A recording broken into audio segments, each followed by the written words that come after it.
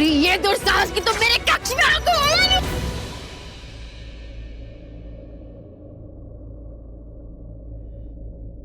ला ला ला ला ला ला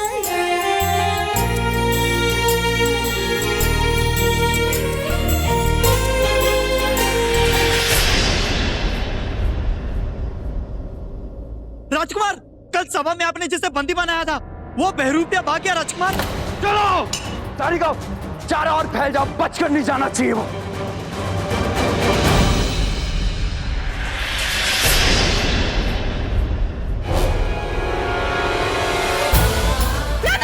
तुम्हारे कारण मैं बंदी बनाया गया, अब तुम्हारे कारण ही मैं यहाँ से मुक्त हो जाऊंगा। देखो तुम ठीक नहीं करो। आप आगे मत बढ़िएगा। यदि अगर आप आगे बढ़ी तो मेरी कटार इसके गर्दन के आर पार होगी। पीछे हट जाइए आप।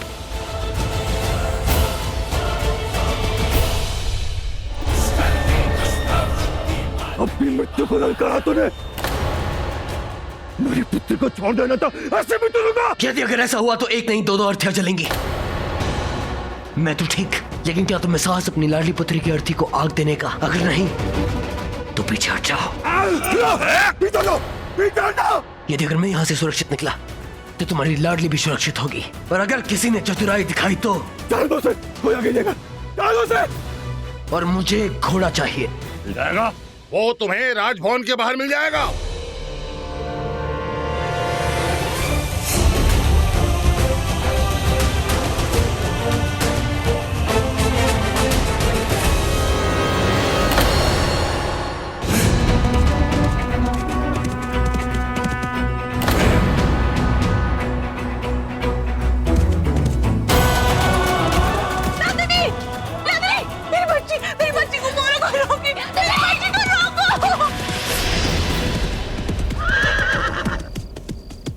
द्वार खोला जाए, अन्यथा अभी इसी समय राजकुमारी का वध कर दिया जाएगा। क्या अपने अतिथि को सत्कार के साथ विदा नहीं करेंगे? द्वार खोलो, चलो उसे।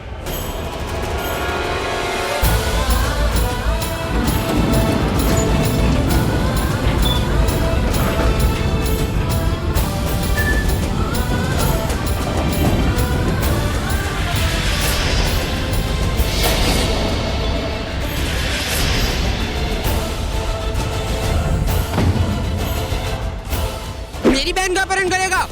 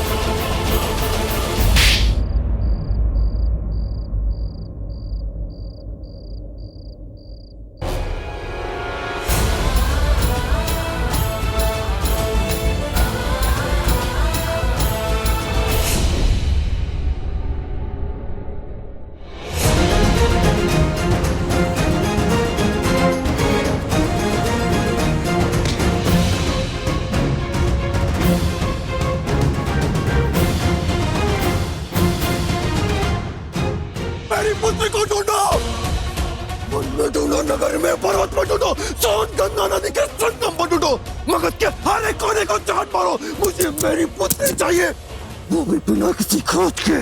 यदि अपने प्राण प्यारे हो तो काली हाथ मत लौटना। जाओ। ले गया वो, मेरी बेटी को ले गया, और तुम कुछ नहीं कर पाए। मगध के सम्राट होकर कुछ नहीं कर पाए।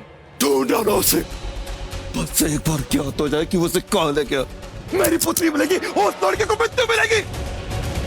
साथ दूंगा। दंड तो तुम्हें मिलना चाहिए। तुम्हारे अपराधों का दंड मेरी नंदिनी को मिल रहा है। कर्म लौट कर आते हैं नंद, जैसे मेरे आए। तुम्हारे लिए मैंने अपने पति के साथ छल किया, उसकी हत्या में तुम्हारा साथ दिया, और तब से लेकर अब तक तुम्हारे छल की शिकार बनी। आज भी मैं दर्पण देखती हूँ तो मुझे महारानी का तेज नहीं, उस किए हुए छल का कलंक नजर आता जो मैंने अपने पति के साथ किया। और मैं जानती थी मेरी बेटी के साथ ऐसा होगा। तुम्हारे अपराधों का दंड मेरी नंदिनी को मिलेगा। कितनी बेटियों को उठाया तुमने, कितने पिताओं की आंखों में तुमने आंसू दी। कभी किसी दासी को महारानी बनने का स्वप्न दिखाकर उसे भोगा, तो कभी किसी महारानी को ना भोग पाने के लिए उसे दासी बना दिया। स्मरण है ना मूरा, वही मूरा जिसे ना भोग पाने के कारण तुमने बंदी बना दिया। उसी मूरा ने उस युवक को कारागार से भगाया जो तुम्हारी सबसे कीमती चीज लेकर भाग गया। उसे ले गया जिसके लिए तुम्हारी दृष्टि पवित्र थी, तुम्हारे मन में प्रेम। देखो ना, देखो अपने मुख की ओर। आज तुम्हारे मुख पर वही पीड़ा नजर आ रही है जो तुमने सैकड़ों पिताओं को दी। कुछ तो संबंध है उस युवक का तुम्हारे कर्मों के साथ जो मेरी नंदिनी को ले गए। उसकी बहन को, उसकी माँ को उठाया होगा तुमने, जो हमारी नंदिनी को वो उठाकर ले गए। मेरी ओर देखने से तुम्हारे कर्मों का चक्र रुकेगा नहीं। किसी भी धर्म से, किसी भी राज्य के पद से बड़ा होता है कर्म। जो बोया हो उसे काटना ही पड़ता है। आज देखो, तुम्हारे बोए हुए कांटे तुम्हें ही छेदने को आ रहे हैं।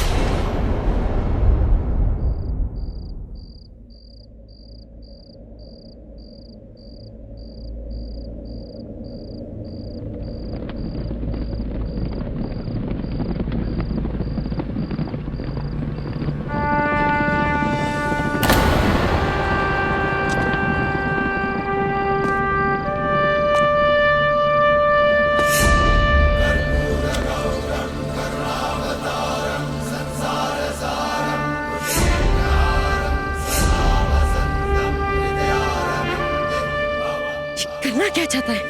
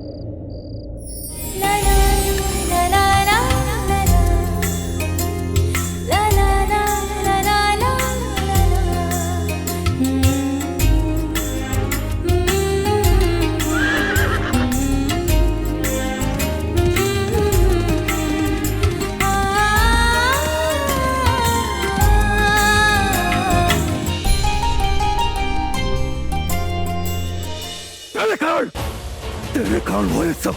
तूने उस द्रोही को इस कारागार से भेजा। तेरे कारण मेरी पुत्री आज संकट में है। बहुत बुरा हुआ है। कितनी पीड़ा हो रही होगी ना नंद।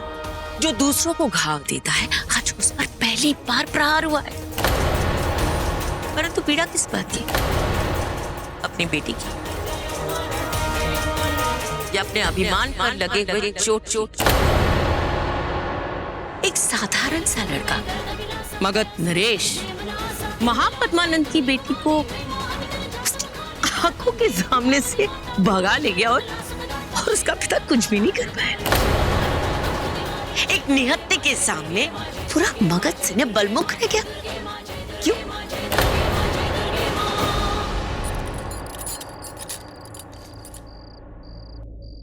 आया ना माथे पर पसीना, रोम रोम चल रहा है, लेकिन तू कुछ नहीं कर सकता।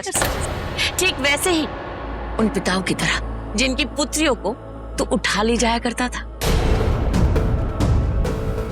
ओहो, तेरी दाढ़ी तो पड़ गई है। विवशता और संकट में कितनी बड़ी हो जाती है ना। नापे बुलवा बुलवा बुलवा।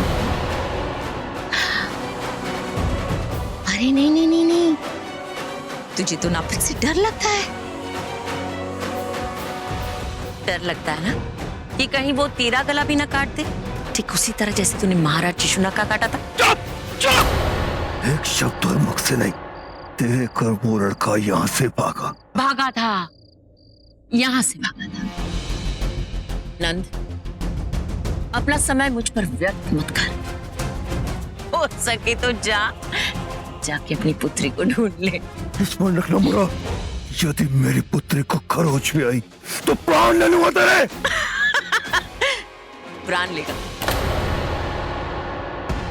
मेरी सांसें तेरी दया पर नहीं चलती है नंद। मेरी आंखें खुली है ताकि मैं तुझे दया की भीख मांगते हुए देख सकूं।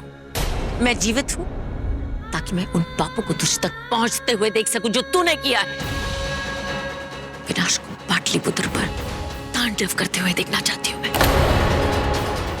अब तक मैं पीड़ा में चीखती थी और तू हंसता था, लेकिन अब तू रोएगा और मैं तालियां बजाऊंगी। तुझे खून के आंसू रोते हुए देखना चाहती हूँ मैं। तेरे विनाश से पहले मैं मरने वाली नहीं हूँ।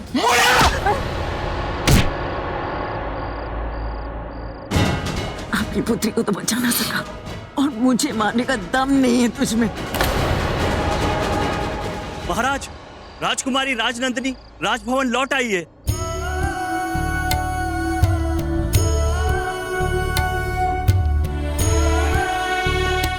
कहाँ है वो?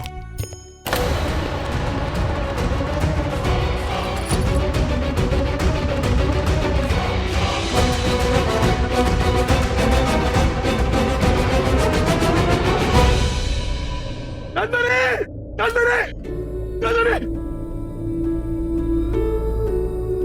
पिता महाराज, मेरी बच्ची, क्या दशा कर दी उस दुष्ट ने तेरे। चलो मत रहो। पिता महाराज, तुम ठीक हो ना मेरी बच्ची? उसने तुम्हें चोट नहीं पहुंचाई ना? पिता महाराज मैं ठीक हूँ, बिल्कुल ठीक। मैं आपकी पुत्री नहीं, आपकी शिष्या भी हूँ। चोट पहुंचाना तो दूर, कोई मुझे हाथ तक नहीं लगा सकता। एक पल के लिए मुझे ऐसा लगा मेरा सब कुछ मुझसे छीन लिया हो। ये सिंहासन, ये राज्य, ये वैभव सब बेकार जान पड़े। भली भांति तेरा पिता भयभीत हूँ।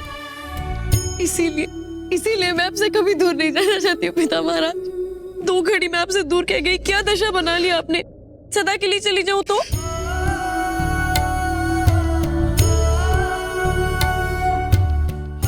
यहाँ नंदिनी अपने पिता के पास लौट आई थी। वहाँ चंद्रगुप्त पाटलिपुत्र से दूर जा रहा था, तक्षशिला की ओर। वो नहीं जानता था कि तक्षशिला में एक और ही बवंडर आया हुआ है।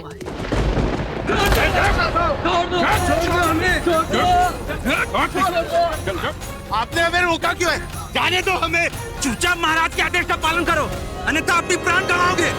ये अनर्थ तुम्हें स्वीकार होगा अम्मी नरेश, हमें नहीं। एक विदेशी को ना हम राजा स्वीकार करेंगे और ना ही तक्षशिला छोड़कर चले जाएंगे। चाहता तो इस अपमान का उचित उत्तर दे सकता था मैं, परंतु आप तक्षशिला के गुरु हैं, इसलिए आपको एक अवसर देता हूँ। आपको कोई तक्षशिला छोड़ने पर विवश नहीं करेगा, किंतु आपको राज आज्ञा का पालन करना ही होगा। चलो। ये या मेरा अंतिम दिन है आचार्य। आप जानते भी हैं चंद्र ने क्या किया? क्या चोरी की है उसने। मगध से आए मेरे लिए स्वयंवर के निमंत्रण पत्र को उसने चुराया है। उतना ही नहीं, मेरा रूप धारण करके वो मगध पहुंच भी गया है।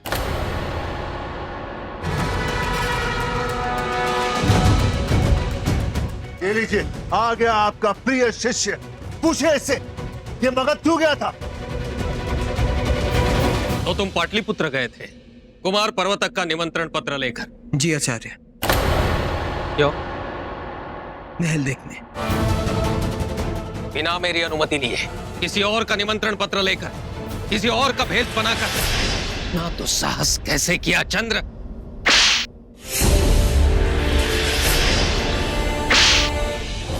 तुमने मेरी शिक्षा का अपमान किया है।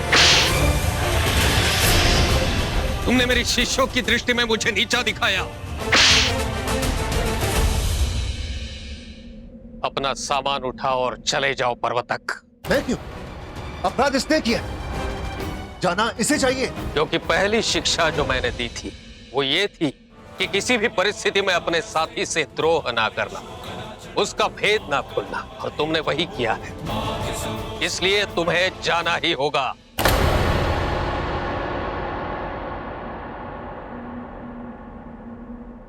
जा रहा हूं आचार्य, परंतु स्मरण रहे, जो हुआ है उसका प्रतिशोध अभी शेष है।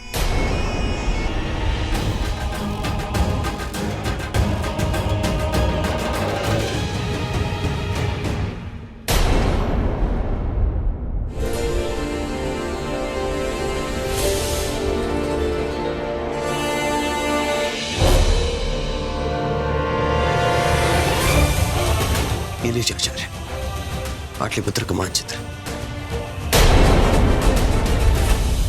ये देखिए आचार्य, ये है पाटलिपुत्र महल की सुरक्षा व्यवस्था।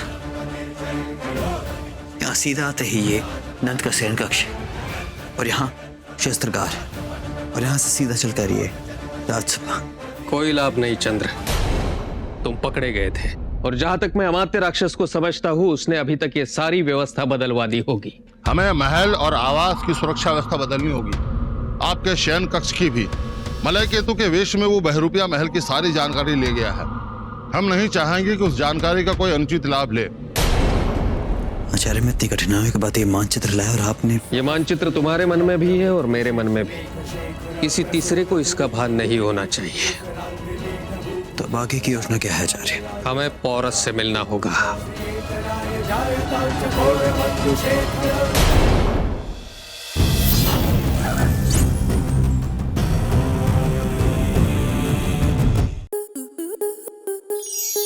आपके मनोरंजन पर अब नहीं लगेगा कोई ब्रेक। स्टार प्लस के बेहतरीन शोज देखने के लिए लाइक, शेयर और सब्सक्राइब करें स्टार प्लस यूट्यूब पेज को।